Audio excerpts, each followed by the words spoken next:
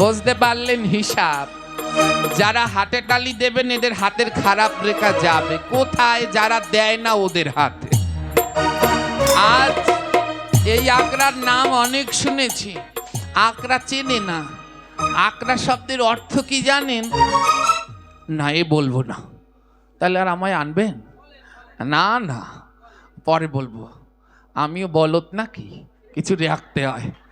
এই আকরা, আকরা কোনো সাধারণ জিনিস না। সব মন্দিরকে আকরা বলে, এখানটায় আকরা বললো কেন? বল শেষে ধরব না কয়টা বাচ্চা বাচ্চা যারা চুল টুল পাকছে সাদা হয়েছে এগরে ধরব। হ্যাঁ, আকরা কেন বললো? এর নামের শেষে আকরা কেন? ধ্যান দিন। আজ এই প্রভাকরদি আকরা, এর অনেক নাম, অনেক দূর দূরান্ত থেকে এর নাম আমরা শুনি। তো আজ এই প্রভাকরদি আকরা এসেছেন কেন? যেন সমস্ত অমঙ্গল দূর হয়, অশুভ দূর হয়। তাই আজ প্রভুর সাক্ষাতে করতালি দিয়ে নাম করলে হাতের সব খারাপ রেখা কেটে যাবে। এবার কেউ কি চান যে অন্যের খারাপ রেখা আমি বাড়ি নিয়ে যাই? চান? তাহলে সবাই হাতগুলো বের করুন আর তালে তালে সবাই করতালি দিয়ে কীর্তন করুন সবাই মিলে। রাধা রানী মহারানী কৃপা করো না, কৃপা করে বৃন্দাবনে নিয়ে চলো না। রাধা রানী বাবা এবার সবার হয়েছে। করো না, কৃপা করে বৃন্দাবনে নিয়ে চলো না। নিয়ে চলো না রাধে, নিয়ে চলো না। চলো না রাধে, নিয়ে চলো না। মায়ার এই সংসার ভালো লাগে না, মায়ার এই সংসার ভালো লাগে না। ও রাধা রানী মহারানী। রাধা রানী মহারানী, ও রাধা রানী মহারানী। রাধা রানী মহারানী। তোমার কৃপা হলে যাব মধুর বৃন্দাবন, তোমার কৃপা হলে যাব মধুর বৃন্দাবন। নয়নে হেরিব আমি গিরি গোবর্ধন। নয়নে হেরিব আমি গিরি গোবর্ধন। ও রাধা রানী মহারানী। রাধা রানী মহারানী, ও রাধা রানী মহারানী। রাধা রানী মহারানী। তোমার দয়া হলে পাবো মদন মোহন, তোমার দয়া হলে পাবো মদন মোহন। গোপী প্রেম দিয়ে রাখো শ্রী গুরু চরণ। তুমি প্রেম দিয়ে রাখো শ্রী গুরু চরণ। শ্রী গুরু চরণ রাধে, শ্রী গুরু চরণ। শ্রী গুরু চরণ রাধে, শ্রী গুরু চরণ। গোপী প্রেম দিয়ে রাখো শ্রী গুরু চরণ। গোপী প্রেম দিয়ে রাখো শ্রী গুরু চরণ। ও রাধা রানী মহারানী। ও রাধা রানী মহারানী, ও রাধা রানী মহারানী। ও রাধা রানী মহারানী। তোমার নামে সবাই মিলে তুলেছি দুই হাত, তোমার নামে সবাই মিলে তুলেছি দুই হাত। বৃন্দাবনের পথে যেন না পরিবার। বৃন্দাবনের পথে যেন না পরিবার। আমি বৃন্দাবনের পথে যেন না পরিবার। বৃন্দাবনের পথে যেন না পরিবার। ও রাধা রানী মহারানী। রাধা রানী মহারানী, ও রাধা রানী মহারানী। ও রাধা রানী মহারানী।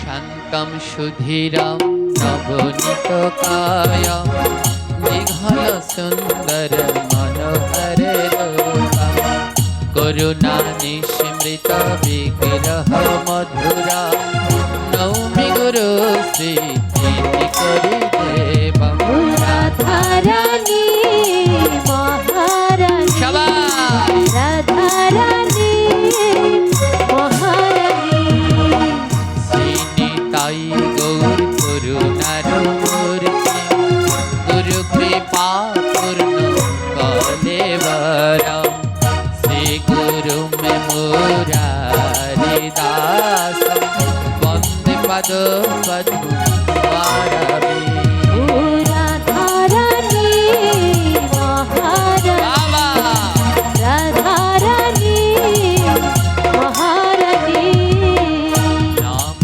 यज्ञन तिमिरन्धस्य ज्ञानज्ञान शलकया चक्षुरुन्मीलितं येन तस्मै श्रीगुरवे नमः রাধারানী गौर हरि রাধারানী মহারানী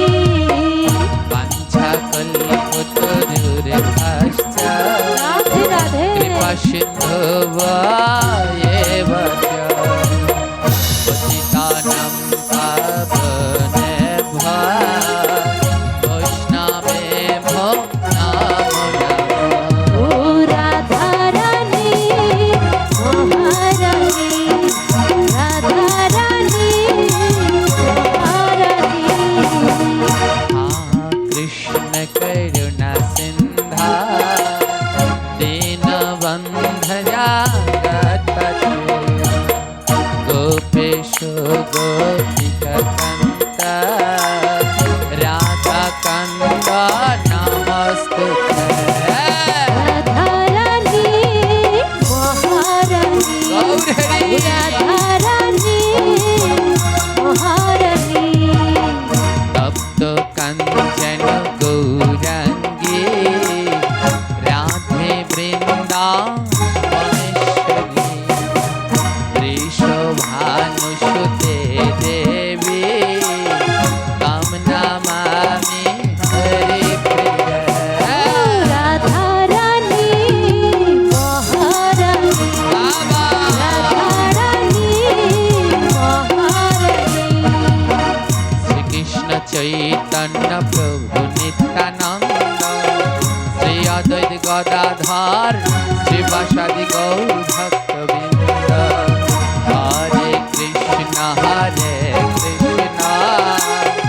कृष्ण कृष्ण हरे हरे हरे राम राम राम हरे हरे ओ राधा रानी মহারানী बाबा রাধারানী মহারানী রাধারানী মহারানী রাধারানী মহারানী जय जय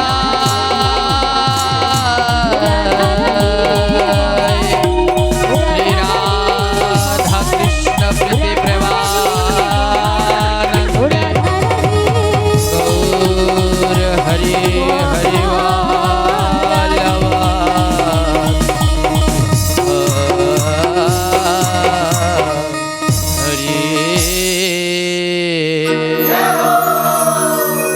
बोलिए परम दयाल परम कृपा श्रीला गुरु महाराज के জয় হো दयार ठाकुर शिल नित्यानंद प्रभु के জয় হো प्रेम अवतार श्री चैतन्य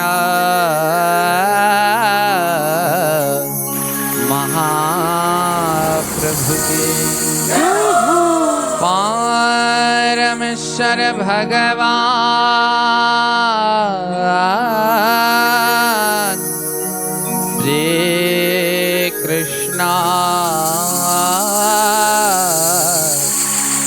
चंद्र के জয় হো अपार करुणा में श्रीमते राधा ठाकुरानी জয় হো श्याम वित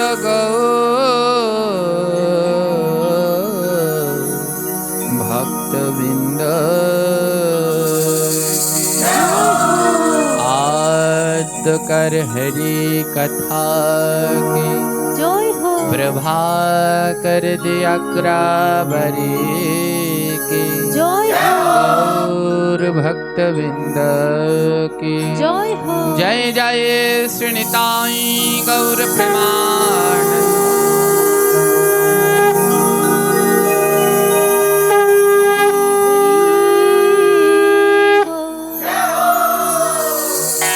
একদিন নইমি শরণ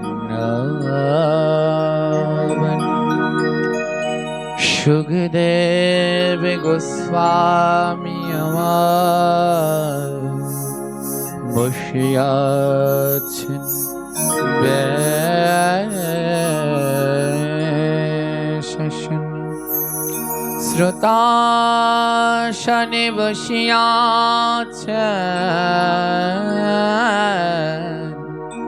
কত জ্ঞানী গুণী 60,000 বসিয়াছেন ঋষিয়ার মুনি এক এক করে শ্লোক সুখদেব করিছে আলোচনা যাহা হইতে ঘুচে জীবে যতেক যন্ত্রণা भागवत कथा मेरे परम मधुर जय जान करे श्रवण शिवर चतुर भगवत कथा मेरे जर कारणे जा पुनराय तार नहीं मनुष्य जन्म भगवत कथा मेरे जे करे कीर्तन তাহার চরণে করি সহস্র প্রণাম কুলম পবিত্রম জননী কিতার্থ বসুন্ধরা বসতি চ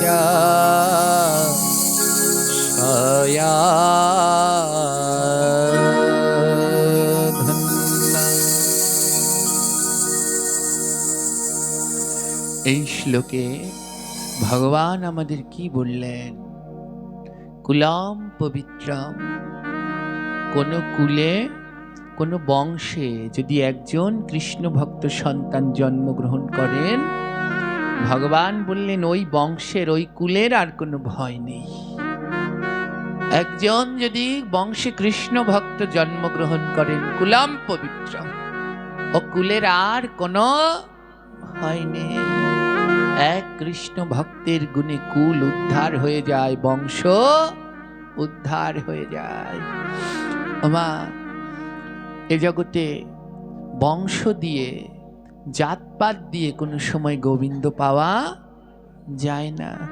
যেই কুলেই জন্মগ্রহণ করি না কেন, যদি কৃষ্ণ ভজন করতে পারি, ডাকার মতো ডাকতে পারি, অনায়াসে গোবিন্দ লাভ করা যায়।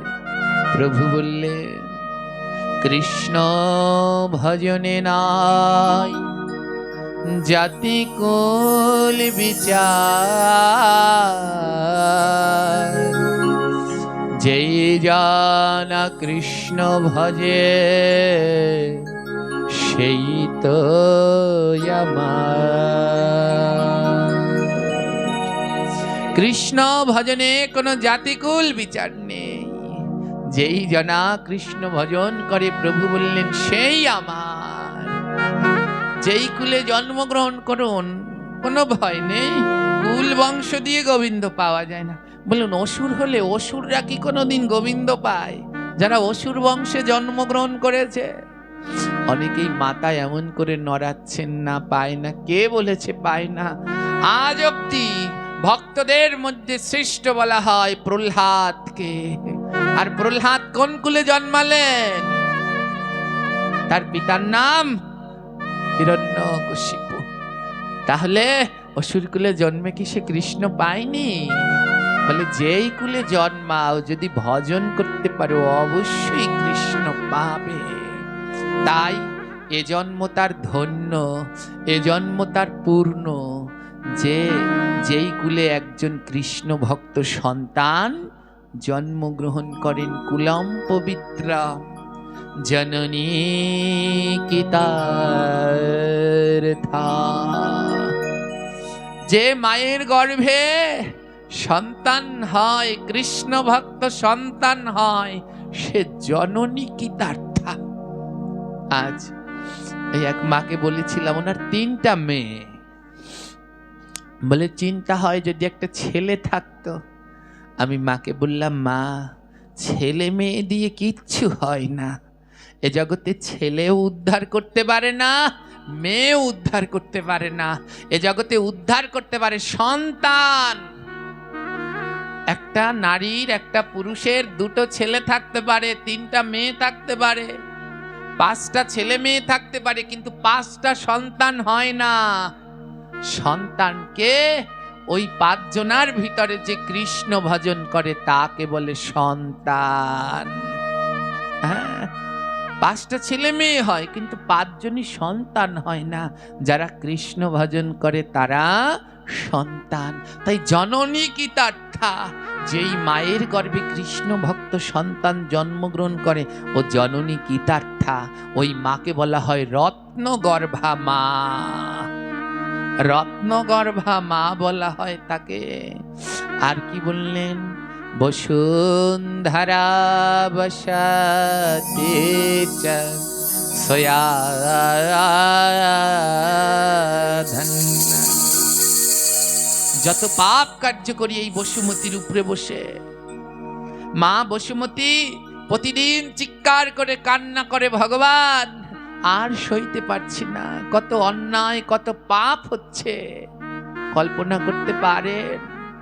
কোনো রেহাই নাই, কেউ কারো হাত থেকে রেহাই নেই। কে বলছে এরা মানুষ? কোনো মানুষই না। বাপের কাছে মেয়ে সুরক্ষিত না। মা গর্ভের সন্তানকে ডাস্টবিনে ফেলে দিচ্ছেন। সামান্য কোনো কথা নিয়ে জ্যান্ত মানুষকে গাছের সাথে বেঁধে আগুনে পুড়িয়ে দিচ্ছে। এরা কোনোদিন মানুষ? শত অন্যায় হচ্ছে এই বসুমতির উপরে। তাই মা বসুমতির বড় কষ্ট। তাই মা বসুমতী প্রতিদিন চিৎকার করে কাঁদে, প্রভু এ যন্ত্রণা সইতে পারছি না, এ যন্ত্রণা থেকে মুক্তি কোথায়? বলে, একজন কৃষ্ণ ভক্ত পাঠাও। এই পৃথিবীতে যত কৃষ্ণ ভক্ত বাড়ে, আমার মা বসুমতির তত আনন্দ হয়। মা বসুমতী বলে, যখন ওই কৃষ্ণ ভক্তগণ লাফিয়ে ঝাঁপিয়ে আমার বুকে নৃত্য করে, আমার সমস্ত জ্বালাগুলো দূর হয়ে যায় গো। গোবিন্দ গোবিন্দ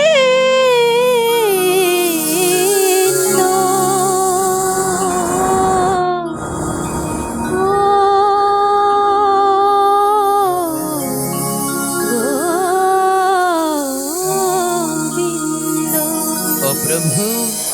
তাই আরেকজন কৃষ্ণ ভক্ত পাঠিয়ে দাও, বসুন্ধরা সয়াধন্যা।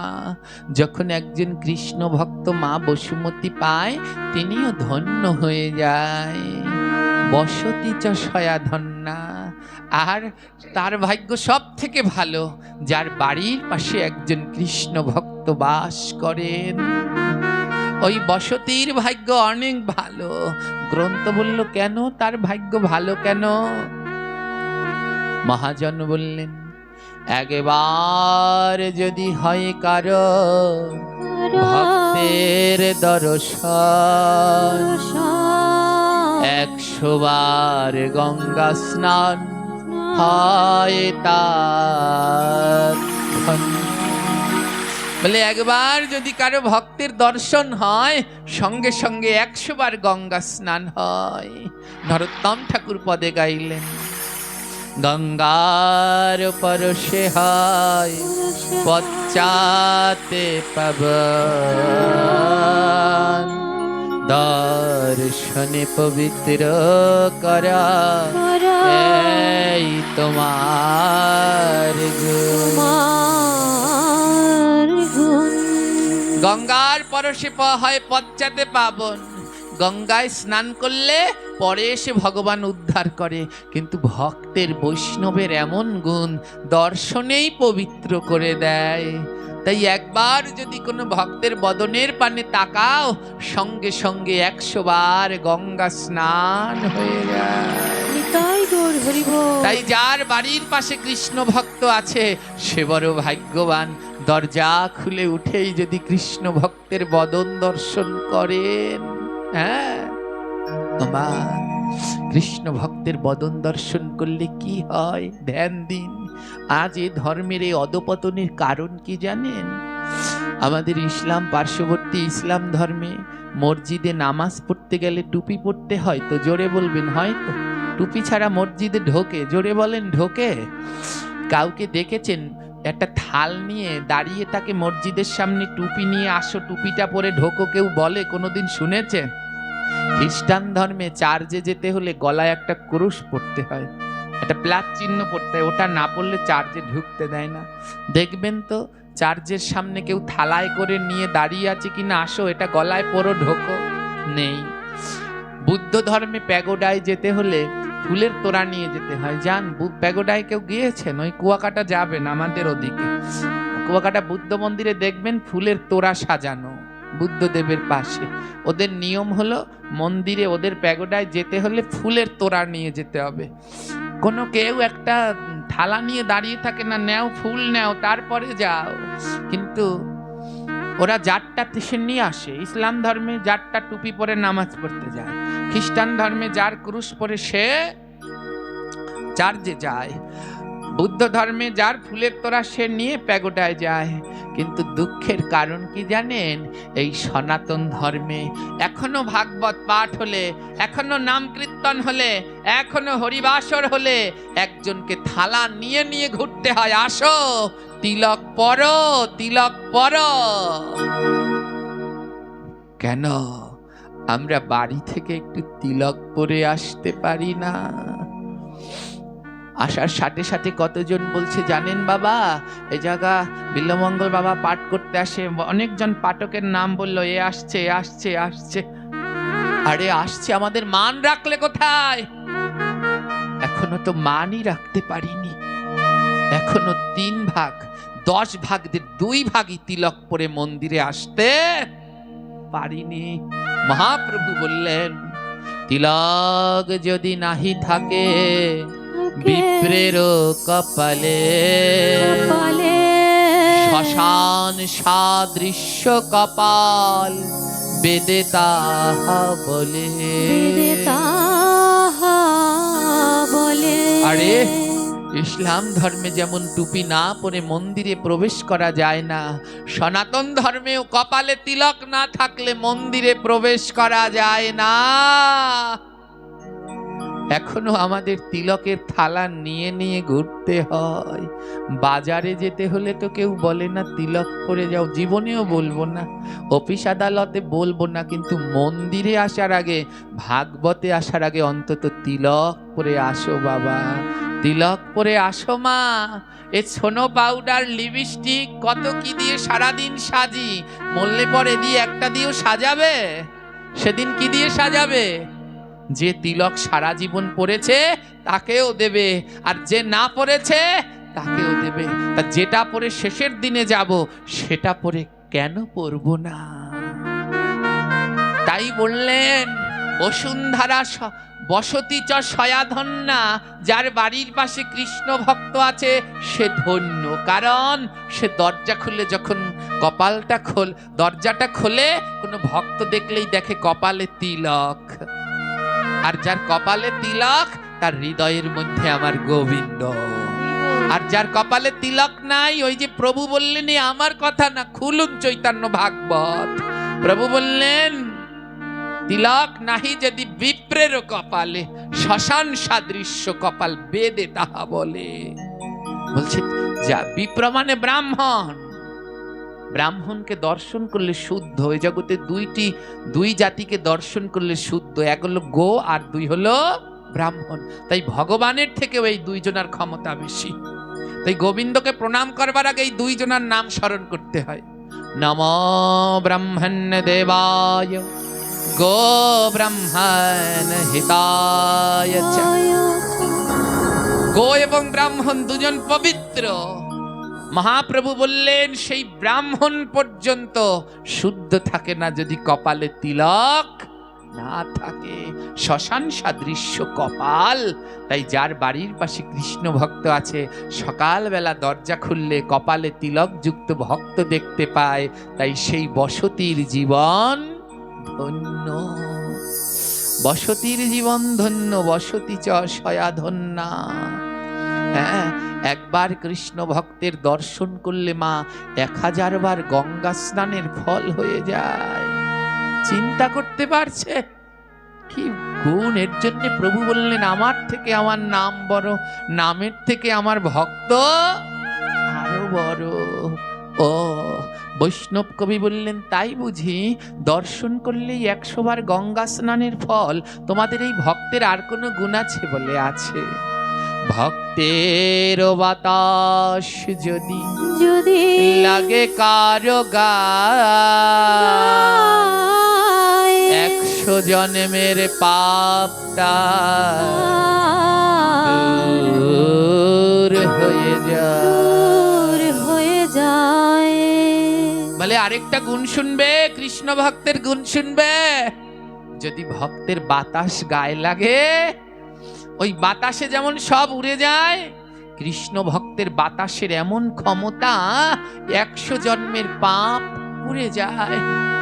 এর জন্য আমি সবাইকে বলি মাগো, যতটা সময় পারবেন একটু ভক্তদের পাশে এসে বসবেন। এই যে জায়গাটায় বসেছেন এখানটায় অত্যন্ত কৃপা, একটু বাতাস লাগলে 100 জন্মের পাপ দূরে যায়। যতটা পারবেন এই চেয়ার, এই যে আমায় একটা দিয়ে দিয়েছেন সোফা, এগুলো আমি পছন্দ করি না, এতে আমার আরো কষ্ট হচ্ছে। হরিকথা শোনবার, কীর্তন করার নিয়ম আছে। যিনি কীর্তন করবেন তাকে বসতে হবে পদ্মাসনে, আর যারা শ্রবণ করবে এদেরকে বসতে হবে সুখাসনে। এই সোফা চেয়ার এগুলো কৃষ্ণ কথা শোনার জন্য উত্তম নয়। এগুলো কাদের জন্যে? যারা বসতে পারে না, যাদের কোমরে ব্যথা, হাঁটুতে ব্যথা, তারা বসবে। তাদের জন্য কোনো অসুবিধা।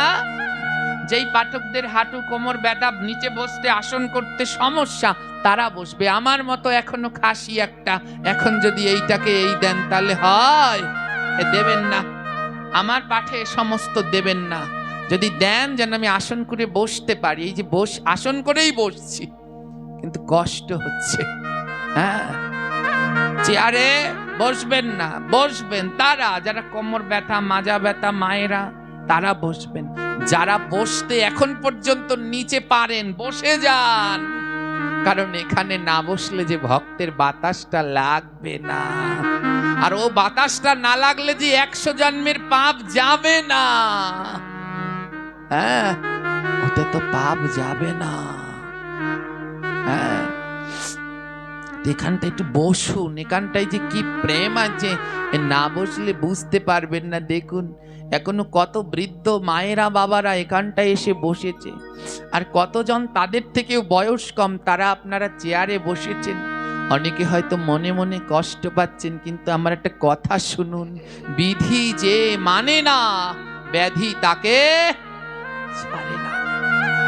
আমাদের ব্যাধি ছাড়ছে না, কারণ আমরা বিধি মানছি না।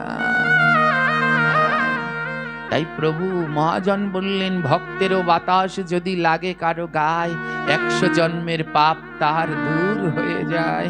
বলে আর কি গুণ আছে তোমার এই ভক্ত সঙ্গের, আর কি গুণ আছে?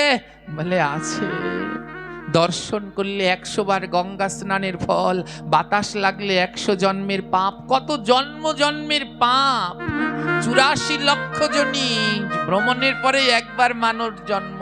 ওমা, শুধু মানব জন্মেই পাপ হয় আর অন্য অন্য জন্মে পাপ হয় না? সব জন্মেই পাপ হয়। এইখানে বসলে বাতাস লাগলে 100 জন্মেরটা যাবে। কত জন্ম অতিক্রম করে এসেছি?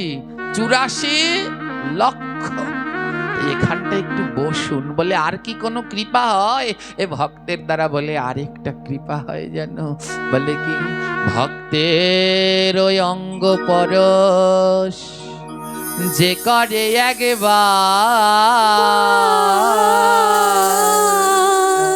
দেহ খান শুদ্ধ হয়। বলে গোবিন্দ আমার,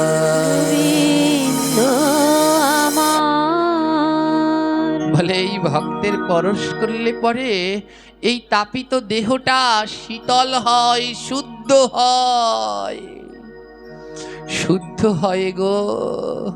আর এর মধ্যে কোনো ভেদভাব থাকে না। এ দেহটা লোহা হয়ে গেছে, এ দেহটা মা লোহা হয়ে গেছে। লোহা বলতে পারেন লোহা শক্ত না পাথর শক্ত? ওমা লোহা শক্ত না পাথর শক্ত? পাথর শক্ত না গো। পাথর ভাঙা যায় লোহা দিয়ে, কিন্তু পাথর দিয়ে কোনোদিন লোহাকে ভাঙা যায় না। এই দেহটা আমাদের লোহা হয়ে গেছে। এই লোহাটা সেদিন সোনা হবে যেদিন পরশ পাথরের ছোঁয়া লাগবে। বলে পরশ পাথর কে? যারা আমার কৃষ্ণ ভক্ত গৌরের দাস, যারা নিত্য প্রভুর প্রসাদ পায়, হরি কথা গুলো গায়।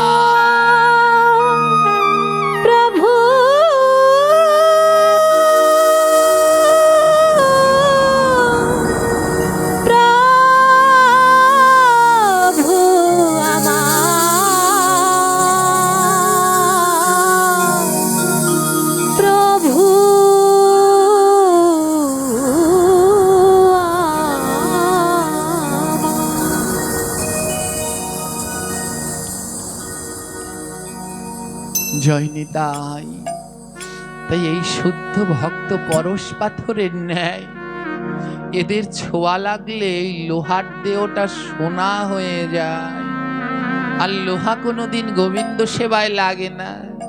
সোনা হলে সেই সোনা দিয়ে গোবিন্দের হাতের বালা হয়, গলার হার হয়। মহাজন বলে প্রভু গো, এই ভক্তের পরশ পেতে পেতে আমার দেহটা যেন সোনা হয়, কিন্তু সেই সোনা দিয়ে যেন তোমার গলার হার হই না, হাতের বালা হই না, মাথার চূড়া হই না। প্রভু বলে তাহলে কি হতে চাও ভক্ত? প্রভু বললেন তোমার চরণে তলে নূপুর করো, চরণ তলে নূপুর করো। এই বৈষ্ণবের পরশ পেয়ে চরণ তলে নূপুর করো। বৈষ্ণবের পরশ পেয়ে তোমার চরণ তলের নূপুর করো। যদি কোনোদিন বৈষ্ণবের পরশ পেয়ে এই লোহার দেহ সোনা হয়, তবে যেন গোবিন্দের চরণে নূপুর হতে পারি।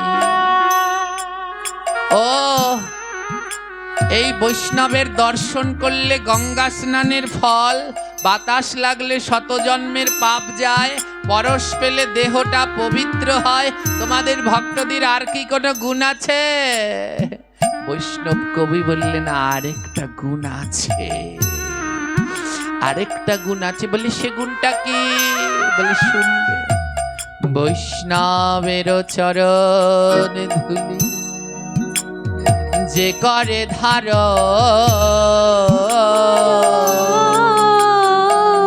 প্রাণ গোবিন্দ বলে তা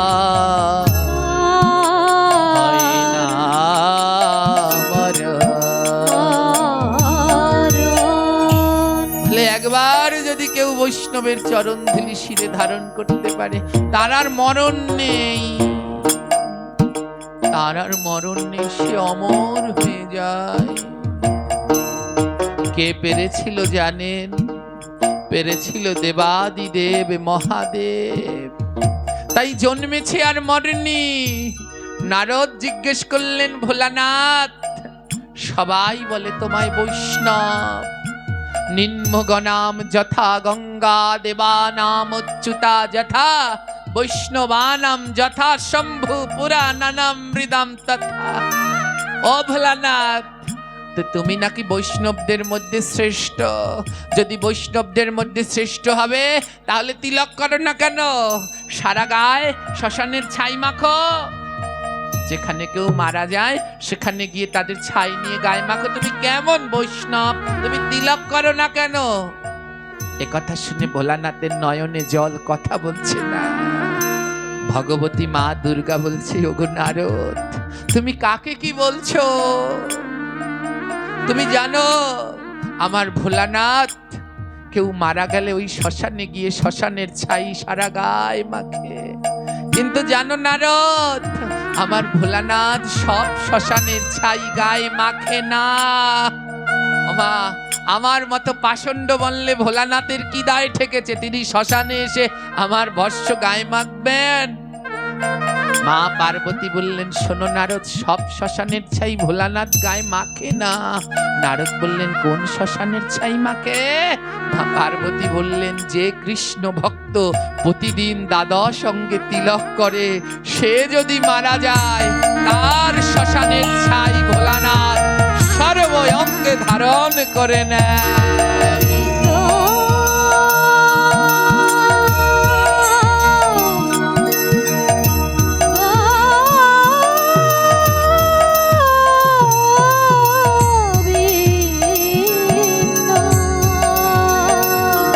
হরি গৌর হরি।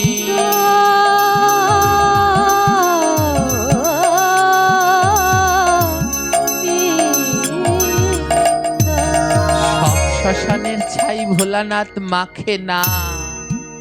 এ জগতে যারা প্রতিদিন দ্বাদশ অঙ্গে তিলক করে, তাদেরকে যখন ভস্মীভূত করে, সেই শ্মশানের ছাই ভোলানাথ সারা অঙ্গ পরে, বলে ওটাই আমার তিলক।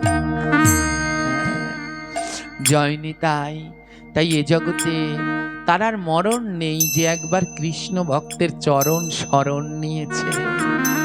পেরেছেন আমার ভোলানাথ বলে আমার ওই তিলক লাগবে না। যারা প্রতিদিন তিলক পরে ওদের ভস্যই আমার তিলক। এই হলেন পরম বৈষ্ণব ভোলানাথ মা। সবাইকে সাবধান করি, এই ভোলানাথের কাছে যেন কেউ গাজার কলকি দেবেন না। এ মহাপাপ, ঘোরতর অপরাধ। বড় কষ্ট লেগেছে দেখেই, মনে বড় ব্যথা পেয়েছি।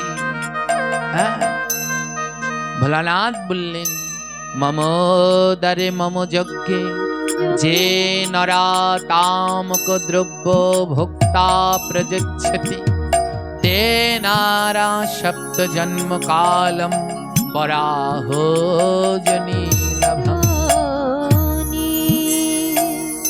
মম দ্বারে, মম মন্দিরে, মম যজ্ঞে, আমার যজ্ঞ হয় যেখানে, যে নরা যেই মানুষ তামাক যত দ্রব্য ভোক্তা প্রযোজ্যতি, নিজে খায় কিংবা অন্যকে দেয়, তে নরা সেই মানুষ সপ্ত জন্মকাল 7 জন্ম পর্যন্ত বরাহ জন্যি লাভম।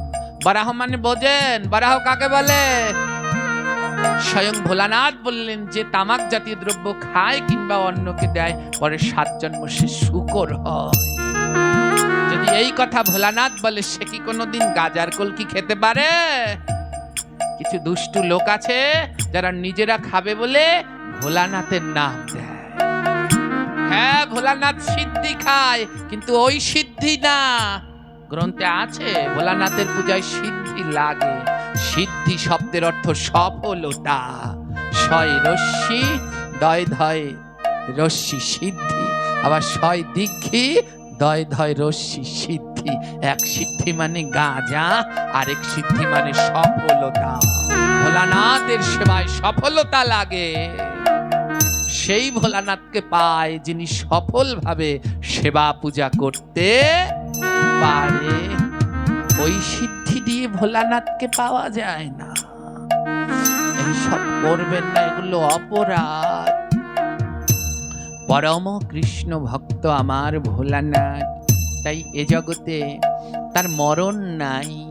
যে কৃষ্ণ ভক্তের চরণ শরণ নেয় তার আর কোনো মরণ নেই, অমর হয়ে থাকে তারা গ্রন্থের পাতায়। তাই মা বড় দুর্লভ এই মধুময় সাধু সঙ্গ, এ বড় দুর্লভ। এর থেকে দুর্লভ আর জগৎ সংসারে কিছু হয় না। এ বড় দুর্লভ ধন, ধ্যান দিন। দুর্লভ এই সাধু সঙ্গের থেকে দুর্লভ জগতে আর কিছু নেই। বলে এ সঙ্গ করলে কি হয়? এ সঙ্গ করলে, এই যে বলল মরণ নেই, তাহলে সবাই তো মরে যাচ্ছে। বলে না, দেহটা মরলে অনেকেই আছে তাদের কর্মের মধ্যে দিয়ে, তাদের সেবার মধ্যে দিয়ে জগতে অমর হয়ে রয়েছে। এ জগতে যারা ত্যাগ করতে জানে, এই গ্রন্থটা লিখতে গেলে কি লাগে? শ্রী মদমদ ভগবত, ভগবত। শ্রী মানে রাধা, মত মানে মাতোয়ারা। বলে রাধা নামে মাতোয়ারা হও, বলে হলে কি হবে? ভতে ভক্তি হবে। ভক্তি হলে এখানে আসতে পারবে। এখানে এসে কি করবে? গতে জ্ঞান অর্জন করবে। বলে জ্ঞান অর্জন করে কি করব? বাড়ি যাবে, গিয়ে সেগুলো পালন করবে। বতে বৈরাগ্য পালন করে, ওর নাম বৈরাগ্য। আর যেদিন বৈরাগ্য হবে সেদিন মনের মধ্যে সর্বশেষ ততে ত্যাগ। আর যেদিন ত্যাগ আসবে সেদিনই জীবনের পূর্ণতা প্রাপ্ততা, তার আগে হয় না। ত্যাগ না আসলে ভগবানের কৃপা সম্ভব নয়। ত্যাগ কেমন হয়? ধ্যান দিন। পুরাকালে এক পরম কৃষ্ণ ভক্ত ছিলেন মা, নাম তার সুনীতি, এবং তার স্বামী নীলাচল বিহারী। এ দুজনেই পরম কৃষ্ণ ভক্ত। গোবিন্দ ছাড়া কিছুই বোঝে না। সদা সর্বদা গোবিন্দের নামে প্রেমে রুচি, মতি, ভক্তি, বিশ্বাস। দুজনেই গোবিন্দের কাছে প্রার্থনা করছে। ওই যে বললাম, যে শ্লোকটা পাঠ করলাম, সন্তান ছেলে মেয়ে 3-4 জন হবে, কিন্তু সন্তান 3-4টা হবে না। ওর মধ্যে যে 2-1টা সন্তান হয়। আর সন্তানকে যেই জনা কৃষ্ণ ভজে।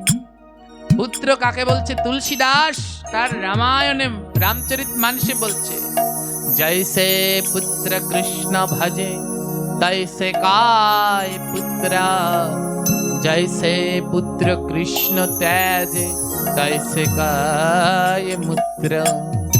বলে পুত্র এবং মূত্র দুটোর একই জায়গা থেকে সৃষ্টি। বলে যে জনা কৃষ্ণ ভজন করতে পারে সে পুত্র, আর যারা কৃষ্ণ ভজন করে না তারা মূত্র সমান দুর্গন্ধ চড়ায়।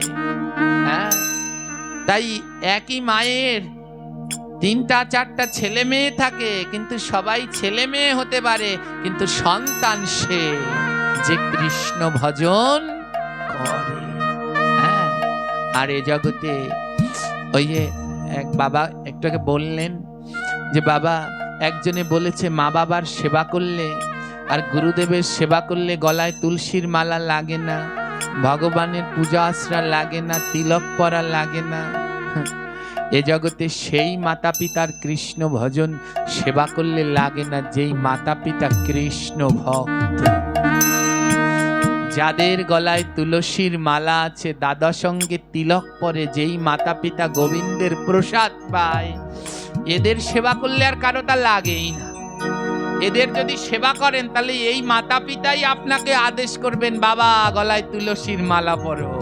ওই কৃষ্ণ ভক্ত মাতা পিতাই বলবেন, বাবা আগে জপ করো। হ্যাঁ, নইলে সম্ভব নয়। ধ্যান দিন নীলাচল বিহারী আর সুনীতি মা আমার দুজনে গোবিন্দের কাছে প্রার্থনা করে, প্রভু আমরা তো গৃহস্থ, তাই আমাদের যদি কোনো সময় সন্তান দাও, একজন কৃষ্ণ ভক্ত সন্তান দিও। ছেলেও চাই না, মেয়েও চাই না, একটা কৃষ্ণ ভক্ত সন্তান চাই। ধ্যান দিন। অনেক মায়েরা মনে করেন আমাদের ছেলে নাই, দুটো মেয়ে, একটা মেয়ে, তিনটা মেয়ে, কে আমাদের উদ্ধার করবে? আমাদের তো ছেলে নাই, ছেলে ছাড়া কি উদ্ধার হব? সেগুরে বালি। ছেলে হোক আর মেয়ে হোক, কেউই উদ্ধার করতে পারবে না যদি কৃষ্ণ ভক্ত না হয়। আপনার ছেলে আছে 1 ডজন, মদ খায় ডেলি 12 ডজন, ও ছেলে জীবনে উদ্ধার করতে পারবে না। যে হাত মদ স্পর্শ করে, ও হাতে পিণ্ড দিলে কোনো কাজ হয় না।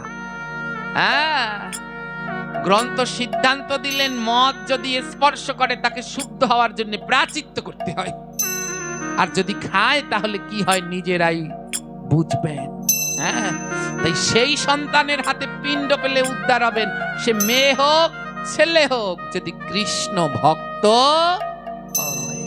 সুনীতি আর নীলাচল বিহারী প্রতিদিন গোবিন্দের কাছে কয়, প্রভু মোর ঘরে যেন এক কৃষ্ণ ভক্ত সন্তান হয়, যেই সন্তানের গুণে মোর বংশ উদ্ধার হয়। ওই যে বললাম কুলম পবিত্রম, কৃষ্ণ ভক্তের গুণে কুল পবিত্র হয়। এই দুজনের কাজ কি মা?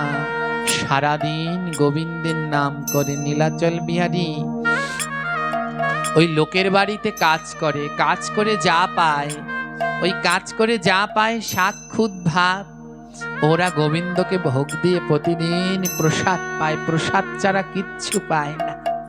আর বদন ভরে নাম, সদা সর্বদা নাম গাইতে থাকে। হরে কৃষ্ণ হরে কৃষ্ণ, কৃষ্ণ কৃষ্ণ হরে হরে, হরে রাম হরে রাম, রাম হরে হরে,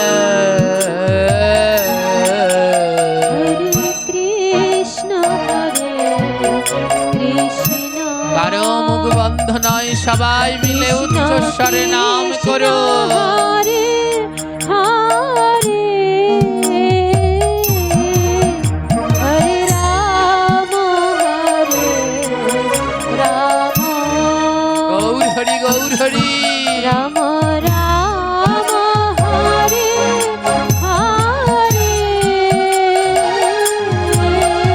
হরে কৃষ্ণ হরে কৃষ্ণ, কৃষ্ণ কৃষ্ণ হরে হরে, হরে রাম হরে রাম,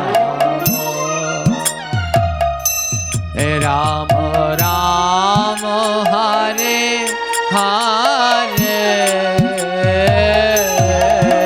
হরে কৃষ্ণ হরে কৃষ্ণ। সবাই প্রেম সে বদন ভরে উচ্চ স্বরে নাম, হরে হরে, হরে রাম হরে রাম, রাম রাম হরে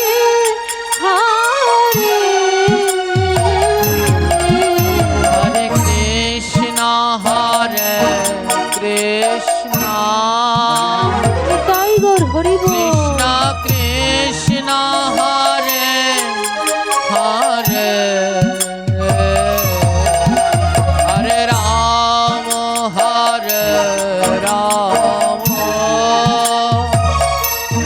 রাম রাম হরে হরে হরে কৃষ্ণ কৃষ্ণ গৌর হরি গৌর কৃষ্ণ হরি। কৃষ্ণ হরে হরে বল হরি বল। হরে রাম রাম রাম হরে হরে। একজন ডেকে বলছে, "এই, তোমরা সারাদিন এমন নাম করো কেন? এ নামে কি হয়?" পদকর্তা বলে, "কি হয় জানো? এ মানব জীবনের উদ্দেশ্য কি? আমার গৌর নিতাইয়ের রাতুল চরণ যেন একবার হলেও দর্শন হয়, ওই গোবিন্দের ওই রাধারানীর যেন চরণ যুগল একবার দর্শন হয়।" বললে, নাম করলে কি হয়? বলে, নামে নামি নামে। যার নাম করছে তাকে বলে নামি। এই নামি আছে গোলকে। বলে, একে যদি কেউ নামাতে পারে তাহলে তার নাম নাম। নামে নামি নামে। যদি নাম করতে পারো তাহলেই ভগবান নেমে আসবে। তাই হে জীব, বদন ভরে গাও। কৃষ্ণ হরে কৃষ্ণ রাধে রাধে। হরে হরে হরে রাম রাম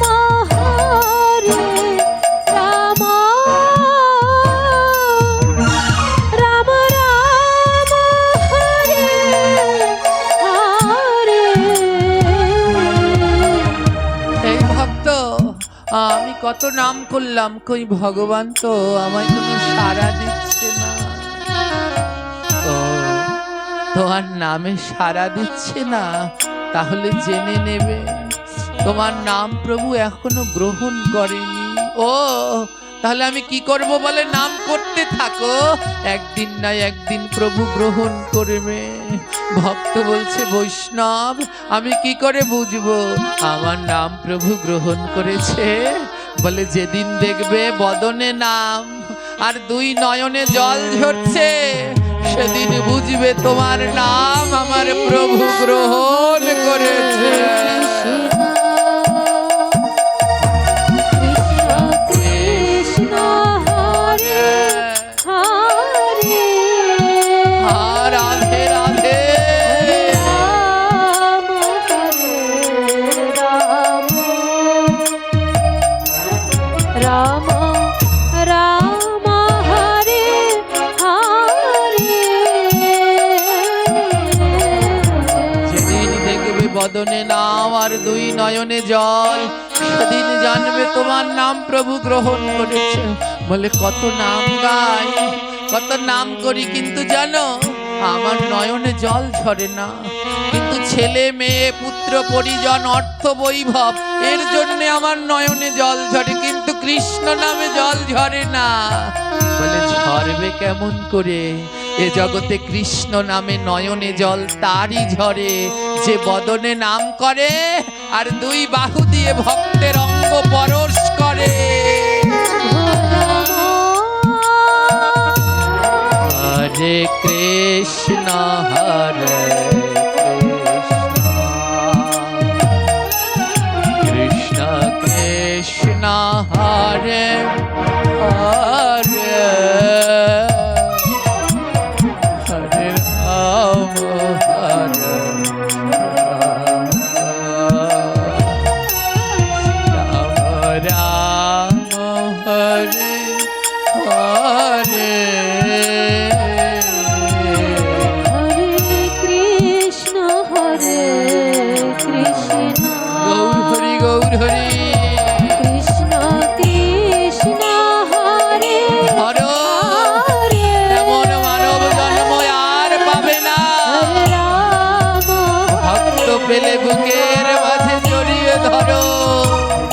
আর বদনে নাম করো হরে হরে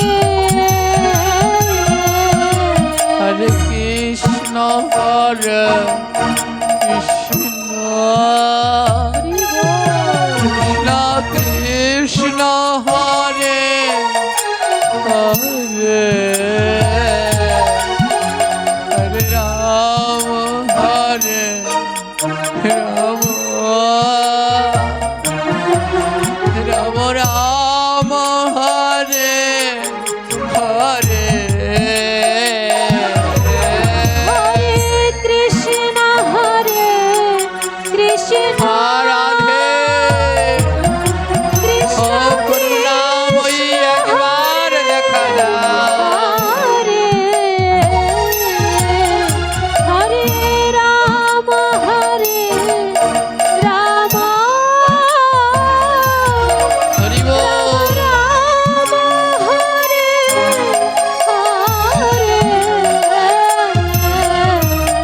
কৃষ্ণ হরে কৃষ্ণ কৃষ্ণ হরে হরে হরে রাম হরে রাম রাম হরে হরে হরে কৃষ্ণ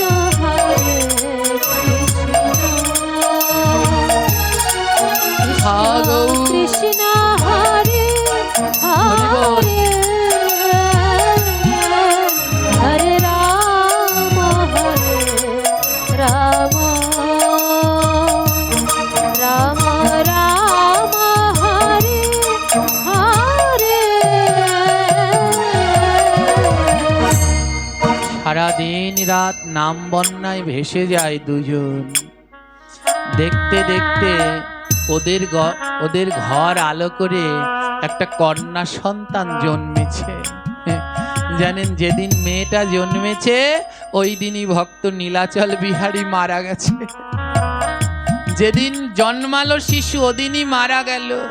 গ্রামের সবাই এসেছে, আরে মেয়ে তুই জন্মালি কিন্তু বাবার আদর আর পেলি না, তোর মতো আর দুঃখিনী কেউ নেই। ওই মেয়েটার নাম রাখলো সবাই দুঃখিনী।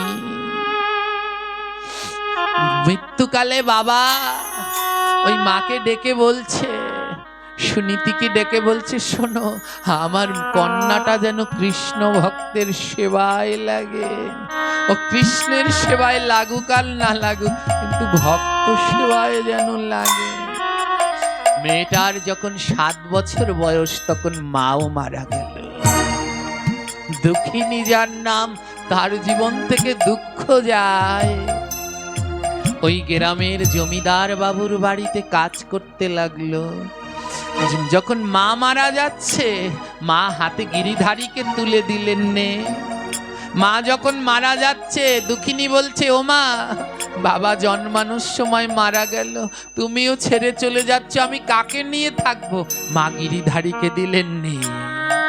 এ জগতে মাকে ধরে থাকিস বাবাকে ধরে থাকিস একদিন সবাই যাবে, কিন্তু যে আমার গিরিধারীকে ধরে থাকবে এই বৈতরণী সে পার হয়ে যাবে।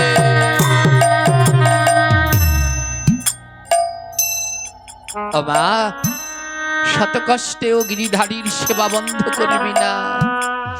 দুঃখিনী সেই ছোটবেলা থেকে গিরিধারীর সেবা করে, জমিদার বাড়িতে কাজ করে। আমার মা জননী এই আলোচনাটা করতে বললেন তো, যে ঘরের পাঠ এই মা বলেছে একটু বলবেন, কিন্তু অনেকটা সময়ের দরকার, এত দেরি হয়ে গেল তো পাঠ শুরু করতে, কতক্ষণে বলি, তাই ছোট করে আমি বলছি। যখন ওই দুঃখিনীর বয়স 21 বছর হলো, জন্মে বাবা হারালো, 7 বছর মা হারালো, 21 বছর বয়স, জমিদার বাড়ি কাজ করে কিন্তু গোবিন্দ সেবা বন্ধ। যা পায় গোবিন্দকে ভোগ লাগিয়ে প্রসাদ পায়, প্রসাদ ছাড়া কিছু বোঝে না। গ্রামের মানুষ বলছে তো বয়স হয়ে গেছে, একটা বিয়ে দিতে হয়, বাবা নেই। ওই রাজ্যে এক বণিক এসেছে ব্যবসা করতে। বণিকের বড় পছন্দ হয়েছে, রাজার কাছে প্রস্তাব দিয়েছে। গ্রামের মানুষ বলে দুঃখিনীর দুঃখ গেল, এত ভালো সম্বন্ধ হয়েছে, ধুমধাম করে বিয়ে হয়েছে। দুঃখিনী বলে দেখুন, আমি বিবাহ করতে পারি, কিন্তু আমি আমার গোবিন্দ ছাড়া থাকতে পারবো না। আমার মা মৃত্যুকালে আমায় গিরিধারী দিয়ে গেছে, বলে একে ধরে থাকলে বৈতরণী পার হবে, আমি একে ছাড়া থাকতে পারবো না। গিরিধারীকে নিয়ে শ্বশুর বাড়িতে গেল, বড় আনন্দে দিন কাটছে দুঃখিনী। আর আমার গোবিন্দ সবার পরীক্ষা নেয় না। এ জগতে যারা ভগবানকে ভালোবাসে, ভগবান তাদের পরীক্ষা নেয়। দুঃখিনীর আজ 7, দুঃখিনীর বিয়ে হয়ে গেছে, আনন্দের সংসার, বাচ্চা হবে। আজকে স্বাদের আয়োজন, গ্রামের আয়োস্ত্রীরা এসেছে, কত পদ রান্না হয়েছে। একজনে ডেকে বলছে দুঃখিনীর স্বামীকে, কি গো ধান দুর্বা দিতে হবে, একটু দুর্বা নিয়ে আসো বাগান থেকে। দুঃখিনীর স্বামী দুর্বা আনতে গেলেন বাগানে, আর ওই যখন দুর্বা চয়ন করতে গেলেন, এক বিষাক্ত সাপ ওই দুঃখিনীর স্বামীকে দংশন করলেন। সাপের কামড়ে দুঃখিনীর স্বামী ওই বাগানেই মরে পড়ে রইলেন। সবাই বলে এখনো দুর্বা নিয়ে আসছে না কেন? পাড়া প্রতিবেশীরা গিয়ে দেখে স্বামী মরে পড়ে আছে। দুঃখিনীর আর স্বাদ খাওয়া হলো না। এক পাশে দাঁড়িয়ে মহাজন বলছে, ও গোবিন্দ, তুমি তোমার ভক্তকে এত কষ্ট দিয়ে কি আনন্দ পাও? ভগবান বলে, এ জগতে তারাই আমায় পাবে যাদের কৃষ্ণ নামে 2 নয়নে জল ঝরে। এই মনুষ্য জীবন বড় কঠিন জীবন, এরা কৃষ্ণ নামে কাঁদে না। তাই আমি বারবার দুঃখ দেই, যন্ত্রণা দেই, যেন যন্ত্রণা পেয়ে হাগৌর হানিতাই বলে কাঁদে। তার জন্য এমন করে কেড়ে নেবে, ওর স্বামীকে কেড়ে নেবে। উদ্ধব বলেছিল গোবিন্দকে, প্রভু তোমাকে পাওয়ার লক্ষণ কি? ভগবান বলেছিল, আমাকে পাওয়ার 3টি লক্ষণ। প্রথম লক্ষণ, আমি কাঙাল বানাই।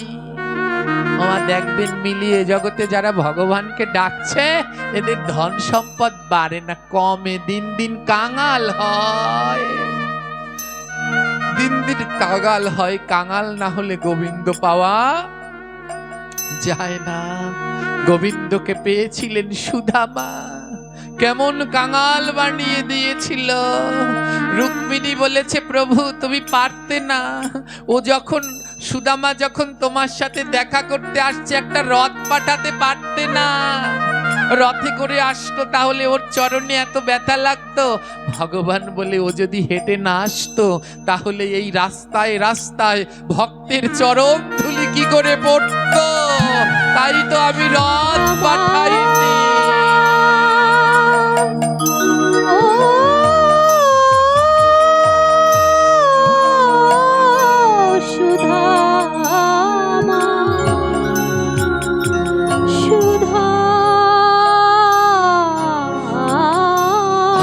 না প্রভু, ওর জন্য রথ না পাঠালে একজোড়া জুতো তো পাঠাতে পারতে। ভগবান বললেন, যদি জুতো পাঠাতাম, তাহলে এই চরণামৃত আমি কোথায় পেতাম? গোবিন্দ যখন সুদামার চরণটা ধৌত করলেন, ওমা ওই চরণ ধোয়া মানে ওটা নয়, ভক্তের চরণ ধৌত করে সেই চরণামৃত ভক্তির সাথে পান করতে হয়। চরণ ধৌত করে গোবিন্দ সেই চরণামৃত পান করলেন। রুক্মিণীকে বলে, যদি জুতো পাঠাতাম, তাহলে এই চরণামৃত কোথায় পেতাম? মারা গেল দুঃখিনীর স্বামী, মারা গেল। উদ্ধব বললেন, তোমাকে পাওয়ার 2য় লক্ষণ, বলে প্রিয় মানুষগুলো কেড়ে নিয়ে যাই। 1 একটা একটা করে প্রিয় মানুষ কেড়ে নেই। মিলিয়ে দেখবেন মা, যারা ছোটবেলা থেকে ভগবানকে ডাকছেন, কেউ মাকে হারাচ্ছে, কেউ বাবাকে হারাচ্ছে, কেড়ে নিচ্ছে। যারা অল্প বয়সে গোবিন্দকে ডাকছেন, দেখবেন গোবিন্দ তাদের স্বামী সন্তান কেড়ে নিচ্ছে, অকালে বিধবা বানিয়ে দিচ্ছে, সন্তান কেড়ে নিচ্ছে, যন্ত্রণা দিচ্ছে। বলে কেন দিচ্ছে? বলে দেখি নাকি এত যন্ত্রণা পেয়েও আমায় ছেড়ে দেয় নাকি ওরা, দেখি নাকি এত যন্ত্রণা পেয়েও আমাকে ধরে থাকে কিনা। এ জগতে যে শত যন্ত্রণা পেয়েও গোবিন্দ চরণ ছাড়ে না, সেই তো প্রকৃত ভক্ত। মরা স্বামীকে নিয়ে এসেছে, দুঃখিনী দেখে অচৈতন্য হয়ে পড়েছে। ওই অচৈতন্য অবস্থায় গোবিন্দ দুঃখিনীকে দেখা দিয়ে বলছে, দুঃখিনী আমার বিগ্রহ নিয়ে জলে ভাসিয়ে দে, তোর স্বামী আবার প্রাণ ফিরে পাবে। দুঃখিনী বলছে পারবো না ও প্রভু, সব ছাড়তে পারবো, তোমার সেবা ছাড়তে পারবো না, কারণ এমন দুর্লভ জন্ম যদি আর না হয়, জগতে যার যেদিন ডাক আসবে চলে যাবে, কিন্তু তোমার সেবা ছাড়তে পারবো না মাধব। চারজনে মিলে স্বামীকে নিয়ে যাচ্ছে, হরিবোল হরিবোল বলে শ্মশান ঘাটে নিয়ে যাচ্ছে। লাল পেরে শাড়ি পরেছিল দুঃখিনী, খুলে সাদা শাড়ি পরিয়ে দিল, সিঁদুর মুছিয়ে দিল, শাখা ভেঙে দিল। দুঃখিনী শুধু কৃষ্ণ নাম করে আর নয়ন জলে ঝরে, হরে কৃষ্ণ হরে কৃষ্ণ কৃষ্ণ হরে হরে, হরে রাম হরে রাম, রাম রাম হরে হরে,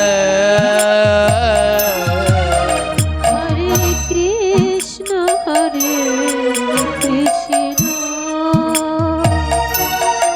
কৃষ্ণ কৃষ্ণ হরে নাই।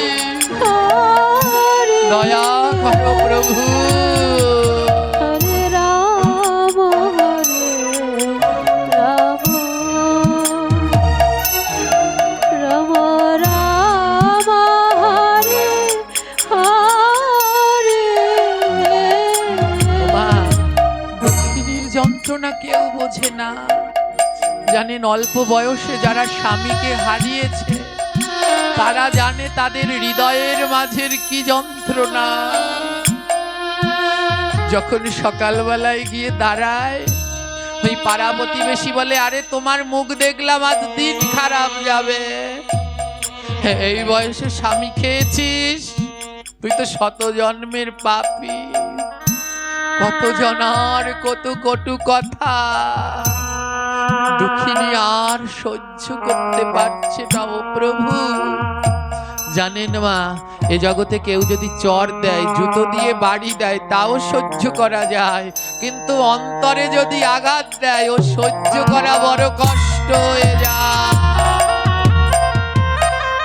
আর সইতে পারছেন না দুঃখিনী, বলছে আর আমি পারছি না, এত যন্ত্রণা, এত নিন্দা, এত অপবাদ আর পারছি না। আজ গঙ্গায় গিয়ে প্রাণ বিসর্জন দেব। ওই গিরিধারীকে নিয়ে, গর্ভে সন্তান, 8 মাসের সন্তান গর্ভে, গঙ্গায় গিয়ে দড়ি কলসি নিয়ে জলের মধ্যে নেমেছে, বলে আর বাঁচতে চাই না। গিরিধারীকে নদীর উপরে রেখেছে, নদীর তীরে রেখেছে, বলে গিরিধারী আমি আজ জলে ডুবে মরবো, কিন্তু মরণের সময় যেন তোমার দেখতে পাই। ওই জলে ডুব দেব, ডুব দেওয়ার সময় যেন তোমার ও বদনটা দেখে ডুব দিতে পারি। এই গিরিধারীর বিগ্রহটা গঙ্গার তীরে রেখে গলায় দড়ি কলসি বেঁধে দুঃখিনী আমার জলে ডুব দেবেন। যখনই ডুব দেবেন, হঠাৎ শুনছে কে যেন ডাকছে, ও মা, মা। দুঃখিনী লাফ দিয়ে উঠেছে, কে আমায় ডাকছে? চারদিকে তাকিয়ে দেখে কেউ নেই। আবার যখন ডুব দেবে হঠাৎ আবার ডাকো, মা মা, আমাকে মেরো না মা। যেই না এই বলেছে, গর্ভের দিকে তাকিয়ে দেখে গর্ভের সন্তান ডেকে ডেকে বলছে, মা তুমি যদি মরে যাও আমিও মরে যাব। এমন সুন্দর পৃথিবীতে আসতে পারবো না মা, আমার নিতাই গৌরের ভজন করতে পারবো না, আমায় মেরো না মা। দড়ি কলস ছুঁড়ে ফেলে দিলেন। এ কি করছি? মৃত্যু তো কোনো সমাধান নয়। দড়ি কলস ছুঁড়ে ফেলে দিয়ে আবার গিরিধারীকে জড়িয়ে ধরল। গিরিধারী চলো, এই সমাজে থাকবো না, ওই বনে গিয়ে থাকবো, যেখানে কোনো সমালোচনা নেই, ওখানে গিয়ে থাকবো। একটি বট গাছের তলায় গিয়ে আশ্রয় নিলেন আর সারাদিন প্রভুর নাম করে।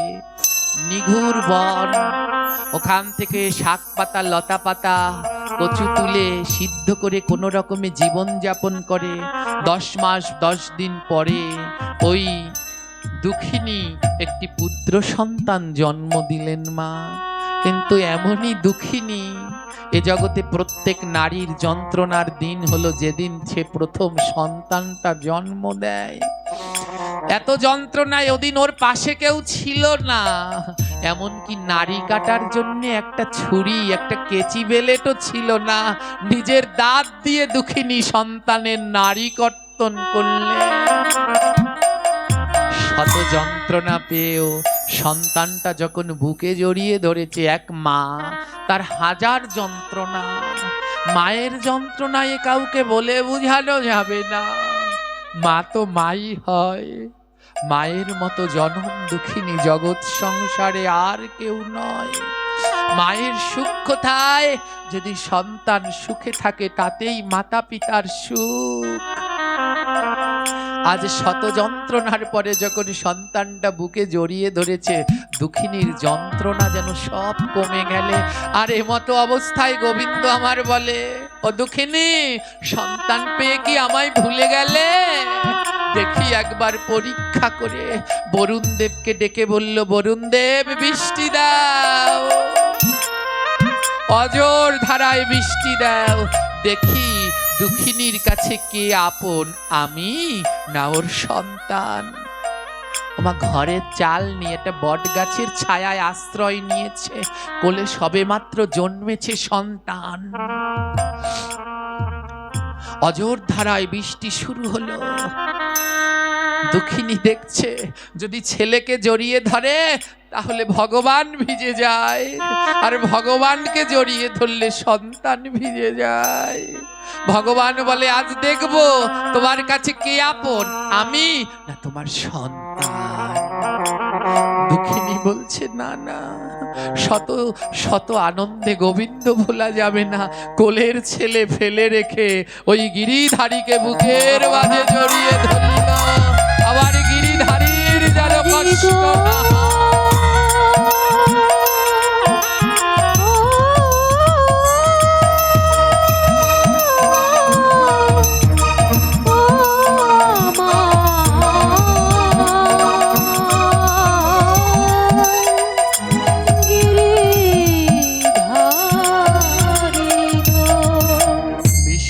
ভিজতে ভিজতে সন্তানটার আর কোনো সাড়া নেই, বৃষ্টি থেমে গেছে। দুঃখিনী ভেবেছে ছেলে মারা গেছে। গিরিধারীকে রেখে মরা ছেলেটা বুকের মাঝে জড়িয়ে ধরেছে। ভগবান বলে, আমি কেড়ে নেই না, আমি মাঝে মাঝে পরীক্ষা নেই, কিন্তু কেড়ে নেই না। কেন পরীক্ষা নেই? বলে, নয়নে যেন জল ঝরে। প্রভু বললেন, নয়নে যদি জল ঝরে আমি নয়নের জল মোছাই, কিন্তু ঘোচাই না। ভক্ত, তোমার নয়নের জল আমি মুছিয়ে দেব, কিন্তু ঘুচিয়ে দেব না। কোলে নিয়ে মরা ছেলের মুখের দিকে তাকিয়ে রয়েছে। গোবিন্দ বলল, নেইনি। যখন মায়ের তাপ পেয়েছে ছেলেটা ওয়া ওয়া বলে কাঁদতে শুরু করে দিয়েছে। হরি বল। বলে আমি নেইনি। দুঃখিনী নাম রাখলো। মাথার উপরে কোনো চাল ছিল না। ছেলেটা যখন জন্মালো মাথার উপরে কোনো চাল ছিল না, তাই ছেলেটার নাম রাখলো চলন কুমার। কি নাম রাখলো? চলন। আমরা বাংলায় যাকে বলি চাল, সংস্কৃততে তাকে বলে চলন। তো চলন কুমার নাম রেখে দিলেন। ছেলেটার নাম রাখা হলো চলন কুমার। ধীরে ধীরে ওই বনের মধ্যে ছেলেটা বাড়ছে। যেমন মা ভক্ত তেমনি সন্তান। মা লোকের দাঁড়ে দাঁড়ে ভিক্ষা করে আনে। ছেলেটাকে ওই জঙ্গলের পরবর্তী গ্রামে একটি পাঠশালায় পড়াচ্ছেন। ছেলেটা অল্প বয়সে সব কিছু পারে। প্রতিদিন রাত মাকে ভাগবত পাঠ করে শোনায়। মা ভাগবত পাঠ শুনে, আর সেই পাঠ শুনতে বনের পশু পাখিরা চলে আসে। এ জগতে তার জীবন ধন্য যে সন্তান পাঠ করছে আর মাতা পিতা শুনছে। পঞ্চপুত্র সঙ্গে ভজে রায় ভবানন্দ, তিন পুত্র সঙ্গে নাচে সেন শিবানন্দ। বলে সেই পিতারই আনন্দ যে পিতা পুত্রে কৃষ্ণ ভজে, গৌর নাম প্রেমে মজে।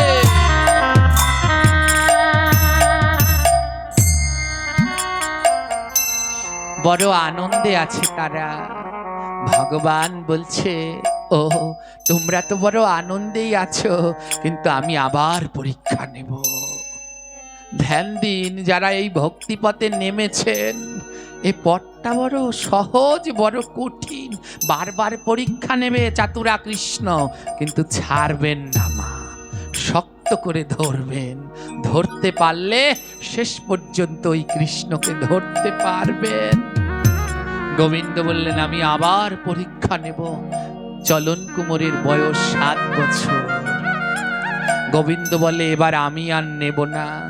তাই গোবিন্দ আমার মা দুর্গাকে ডাকলেন। দুর্গাকে বললেন, হে দেবী, আমি তো পরীক্ষা নেই 2 হাতে, আর তুমি নাও 10 হাতে। এই চলন কুমার আর ওর মাকে ছোটবেলা থেকে পরীক্ষা নেই, কিন্তু ওর মা দুঃখিনীকে আমি একবারও হারাতে পারি না। এবার তুমি পরীক্ষা নাও। তাই মা দুর্গা আজ আমার ভক্তের পরীক্ষা নেবে বলে 10 হাত ত্যাগ করে মা দুর্গা বৈষ্ণবের রূপ ধারণ করেছে। আর বৈষ্ণবের রূপ ধারণ করে ওই দুঃখিনীদের ঘরে গিয়ে ডাকছে, ও মা, কেউ বৈষ্ণব সেবা দেবে, বৈষ্ণব সেবা দেবে। এ কথা শুনে দুঃখিনীর আনন্দ ধরে না। আজ 7 বছর পরে আমাদের ঘরে বৈষ্ণব এসেছে। তাড়াতাড়ি করে দুঃখিনী বসতে আসন দিয়েছে বৈষ্ণবী রূপে মা দুর্গা। ও মা, বৈষ্ণবী রূপে কে গেলেন পরীক্ষা নিতে? জোরে বলেন। আসন দিলেন। ঘরে যা চাল ডাল কালা ছিল সব বের করে দিল। নাও মা, ভিক্ষা নাও। মা দুর্গা বললেন, আমি এই ভিক্ষা নেই না। বলে, কি ভিক্ষা নাও? মা দুর্গা বললে, আগে প্রতিজ্ঞা করো, আমি যা চাইবো তাই দেবে। দুঃখিনী বলল, বৈষ্ণব সেবার জন্য সব পারবো। প্রতিজ্ঞা করলাম, যা চাইবে তাই দেব। মা দুর্গা বললেন, তোমার প্রিয় জিনিস ভিক্ষা দাও। দুঃখিনী বললেন, আমার প্রিয় জিনিস আমার শাড়ি, যা আমার স্বামীর বাড়ি এনেছি ওগুলো নিয়ে আসছি। মা দুর্গা বলে, এগুলো না, তোমার সব থেকে প্রিয় জিনিস দাও। দুঃখিনী বলে, আমি বুঝতে পারলাম না। ছোট্ট 7 বছরের চলন কুমার বলছে, ও মা, আমি যদি তোমায় ছেড়ে যাই তোমার কেমন লাগবে? মা বলছে, তুই আমার প্রাণের থেকেও প্রিয়, তুই যদি চলে যাস তাহলে আমার কষ্ট লাগবে, আমি বাঁচবো না। ও মা, তুমি এখনো বোঝনি ওই বৈষ্ণবী কি চেয়েছে? মা, ওই বৈষ্ণবী তোমার প্রিয় জিনিস চেয়েছে। মা, তুমি আমাকে ভিক্ষা দাও। দুঃখিনী বলল, পারবো না। কেমন করে দেব? আমার তো আর কেউ নেই এই সন্তান ছাড়া। ছোট্ট ছেলে বলছে, মা, মায়ায় পড়ো না। তোমার বাবা গেল, মা গেল, তোমার স্বামী গেল, তাতে তুমি মায়ায় পড়নি, আজ সন্তানের জন্য পড়ো না। মা, আমায় দিয়ে দাও, বৈষ্ণব সেবায় ভিক্ষা দিয়ে দাও। দুঃখিনী বলে, ঠিকই তো, এ পুত্র পরিজন সব মায়া। ছেলেকে মা দুর্গার কাছে নিয়ে বলল, নেও বৈষ্ণবী, আমার পুত্র বৈষ্ণব সেবায় ভিক্ষা দিলাম। দুর্গা বললেন, তোমার ভিক্ষা দেয়া হয়নি, বলে কেন? বলে ভিক্ষা দিলে তার উপরে কোনো মায়া রাখতে নেই। তুমি তোমার ছেলেকে ভিক্ষা দিয়েছো, কিন্তু ছেলের উপরে মায়া আছে, তাই তোমার ভিক্ষা দেয়া হয়নি। দুঃখিনী বললেন না, আমার ছেলের উপরে মায়া নেই।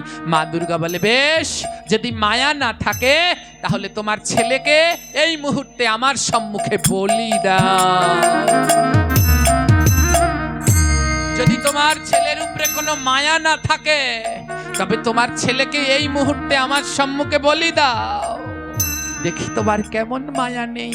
ওমা, কোনো মা কি পারে তার সন্তান বলি দিতে? দুঃখিনী বলল আমি পারবো না। ছেলে বলছে মা, ও গোবিন্দের চালাকি দেরি করো না, এমন বৈষ্ণব যদি আর না পাও বলি দাও মা, আমায় বলি দাও। দাঁড়িয়ে আসলেন দুঃখিনী, থরথর করে কাঁপছে, ছেলেকে বলি দিতে পারছে না। ছেলে বলছে মা দেরি করছো কেন? মা বলছে তোর ওই মুখের দিকে তাকালে আমি কেমন করে তোর গায়ে দা দিয়ে কোপ দেব বাবা। ও, আমার মুখের দিকে তাকালে তোমার মায়া করে? তাহলে যাও, তোমার একটা শাড়ি এনে আমার মুখটা ঢেকে দাও। ওই বিধবা মা তার সাদা শাড়ি এনে ছেলেটাকে ঢেকে দিল। বলে এখন আর আমার মুখ দেখবে না, এবার আমায় বলি দাও।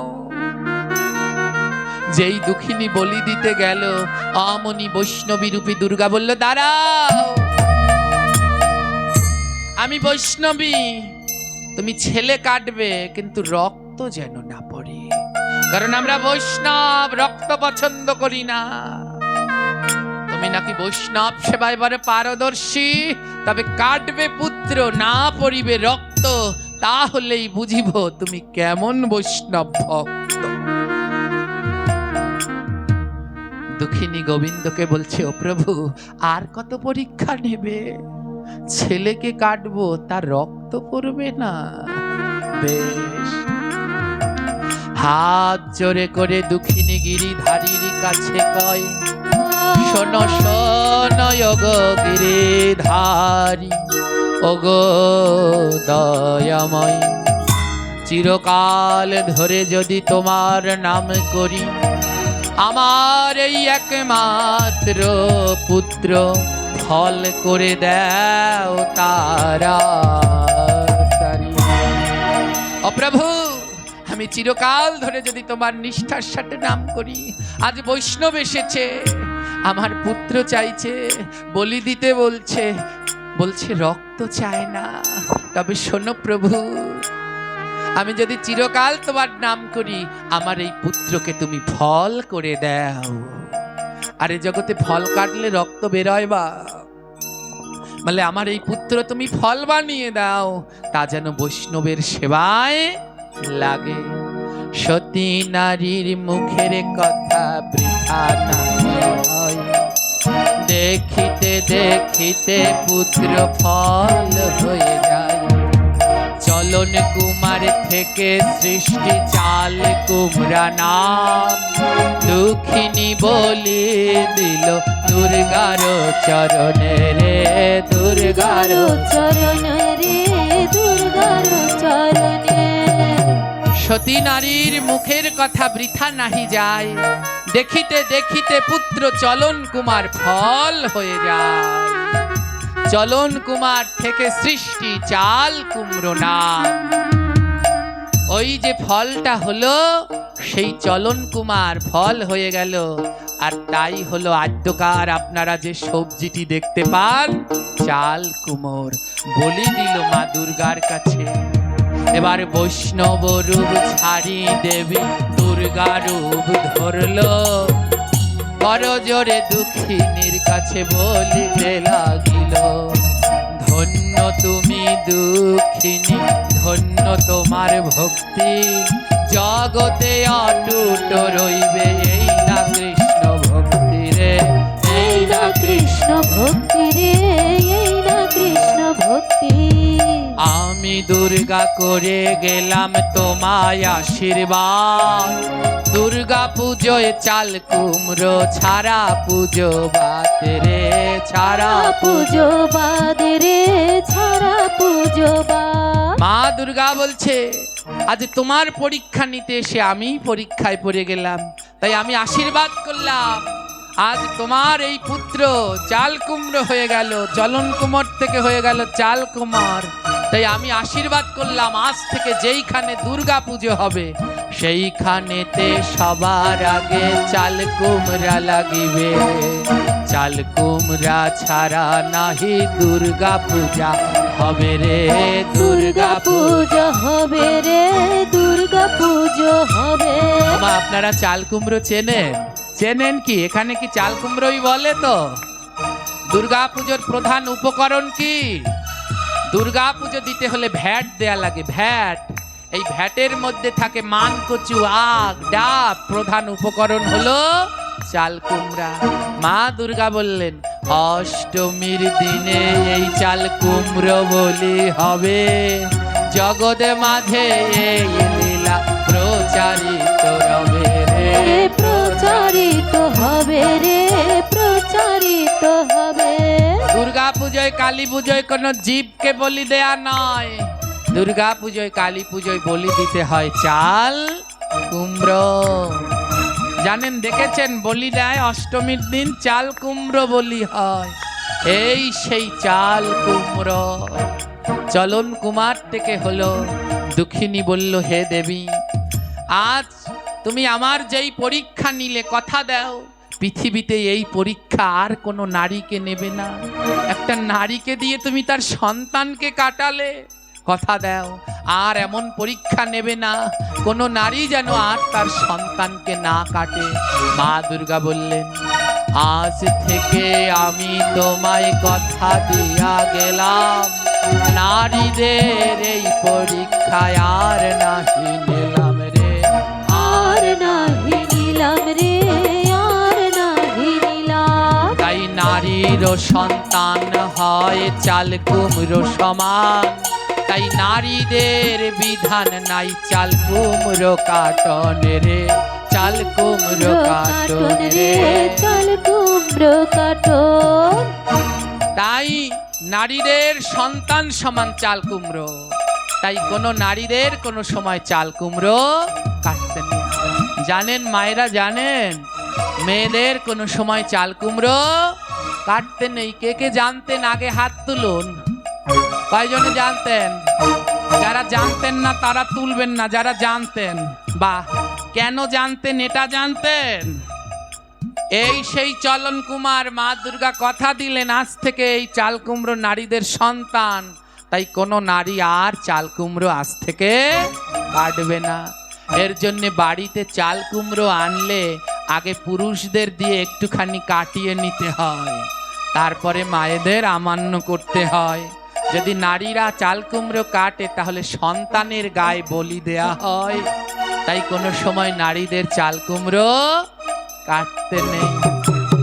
এইভাবে জগতে চাল কুমড়ো হলো, বদন ভরিয়া সবাই হরি হরি বলো রে, হরি হরি বলো রে, হরি হরি বলো।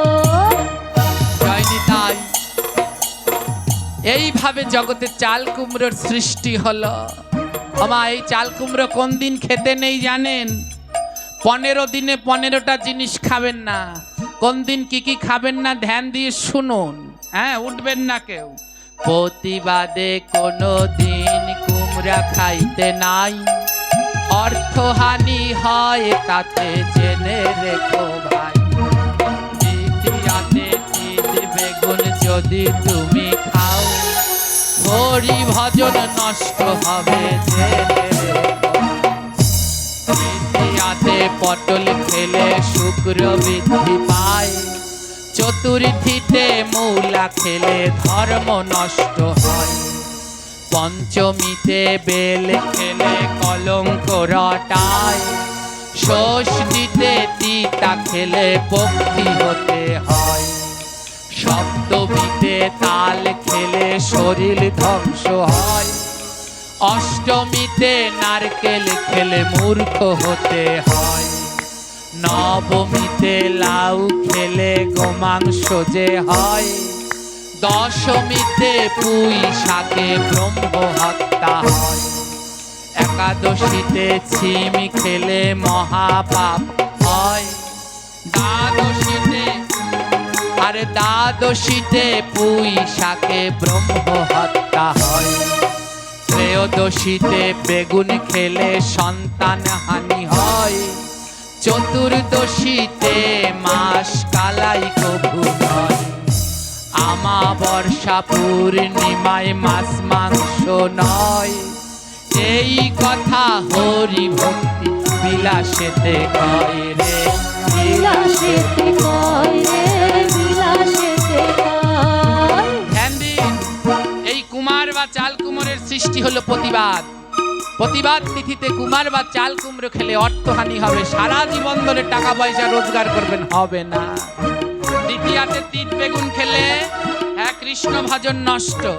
তৃতীয়াতে পটল খেলে শুক্রাণু বৃদ্ধি পায়, কাম বৃদ্ধি পায়, কৃষ্ণ ভজন নষ্ট।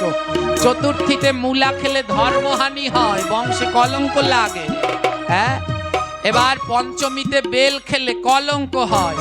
ষষ্ঠীর দিন তিতা খেলে পরের জন্মে পাখি হয়।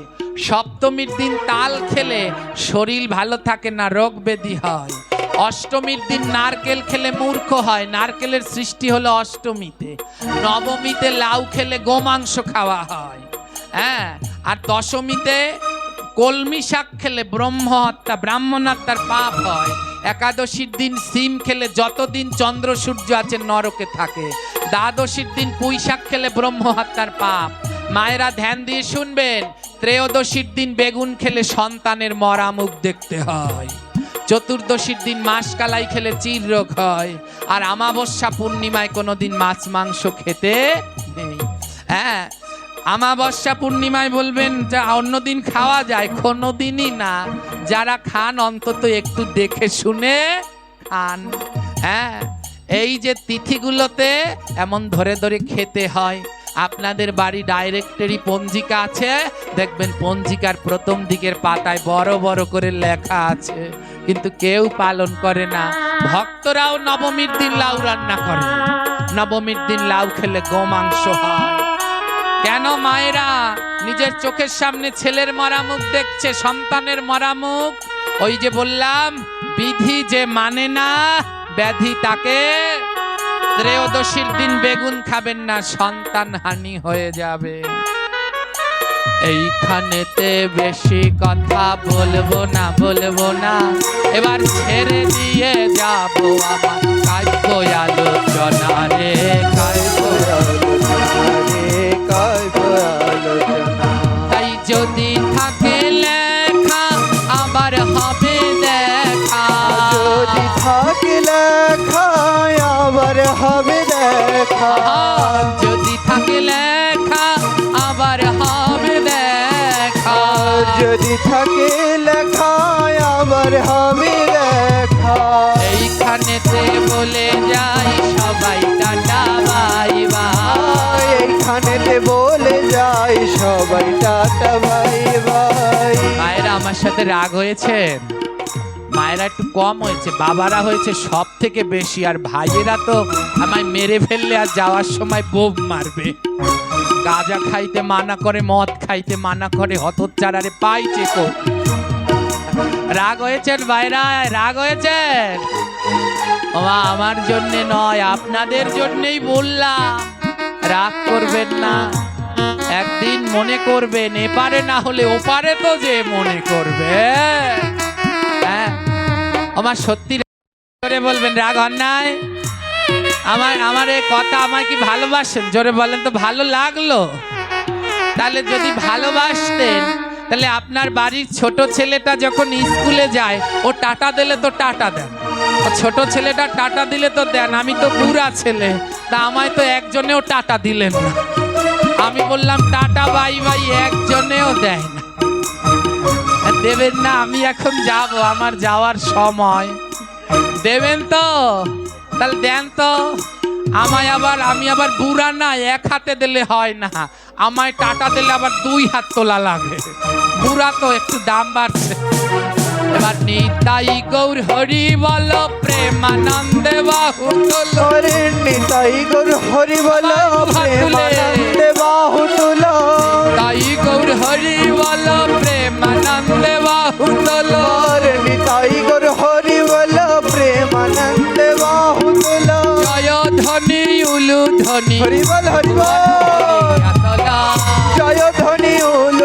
ধ্বনি শঙ্খ ধ্বনি হলো জয় ধ্বনি উলু ধ্বনি ভুবন ভরিয়া তোলা শঙ্খ ধ্বনি হরি ধ্বনি ভুবন ভরিয়া হলো রাধে রাধে বলো রে মন রাধে রাধে বলো রাধে রাধে বলো রে মন রাধে রাধে বলো রাধে রাধে বলো রে মন রাধে রাধে বলো রাধে রাধে বলো রে মন রাধে রাধে বলো জয়